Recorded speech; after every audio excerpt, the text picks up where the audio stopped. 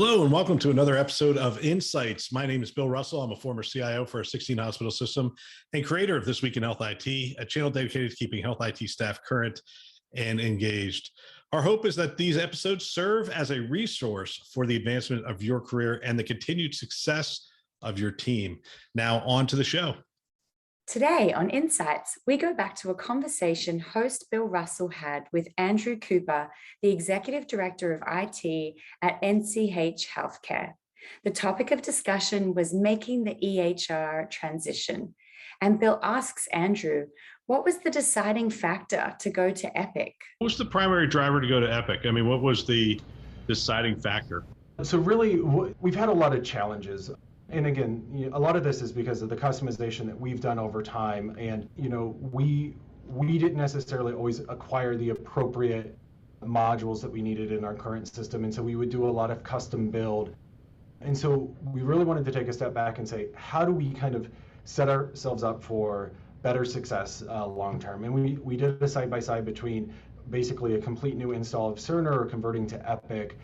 And really, as we got into it and looked at it, converting to Epic for us was the right decision because it has the completely integrated revenue cycle. Today, our ambulatory revenue cycle is on a completely different system, and there's some manual entry and stuff that has to occur from that. Data analytics and was very important to us, and it's not somewhere that we've gotten very far. And again, it's because of a lot of the disparate systems that we have. So really, as we looked into it, there were so many things that really pointed to doing the conversion was the right thing for us. Yeah. Are you going to be doing things outside of this project, or is this pretty all-encompassing? So this is pretty much all-encompassing, and this is on the strategic plan for the organization. As our CEO has said, this is one of, if not the top project for the next 18 months. Obviously, it was a few months ago when we talked about it for the organization. And so our current environment entered into what we refer to as break-fix regulatory only mode as of March 1st. So we won't even be investing a lot of time into building that system. Obviously, we have to maintain it. If there's regulatory changes, we have to do that. But truly, the focus starting as of April 1st will be building the Epic system out and doing the conversion. This is Bill Russell hitting you up for some free information. So what are you going to do for me, the consumer? I assume you're going to use Epic's tools. I'm going to be seeing my chart. Are there any other things you're thinking in terms of the digital landscape for consumers in the market?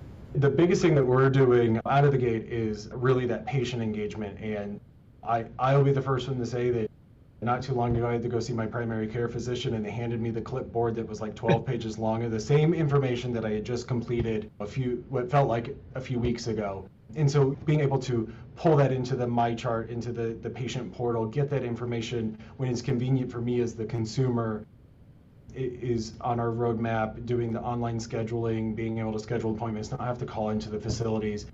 There's a lot of cool things that we'll be able to do long-term with integrated devices and stuff like that. But really out of the gate is kind of like for like, where can we make the biggest impact changes? And then phase 2 will be kind of the optimization, pulling in some of that other cool technology. Yeah, I hate to do this to you, but my father-in-law actually went to one of your competitors over on Pine Ridge, and their experience was actually, from a digital standpoint, was actually pretty good. I was kind of surprised. I mean, obviously they're already an Epic shop, and a lot of it is based on that Epic foundation. So you guys will be able to catch up. Talk about interoperability on that side as well. So I assume a majority of the health systems in Southern Florida are on Epic. Am I correct? So there's actually a big shift that's occurring right now from Cerner to Epic. And interestingly enough, the one that you're referring to is on Cerner. They're on a Cerner platform. Our neighbors to the north are on Epic. And so Advent Health from Orlando is in the process of converting, Lakeland Health. There are several organizations here within Florida that are in the process of converting onto the Epic platform. That's interesting. I didn't ask what EHR they were on, but it just felt like it was pretty smooth. I was kind of surprised. I want to thank Tracy for another great episode. If you have feedback regarding the content and materials that you just heard and would like to help us to amplify great thinking to propel healthcare forward, please send us a note at hello@thisweekinhealthit.com. Thanks for listening. That's all for now.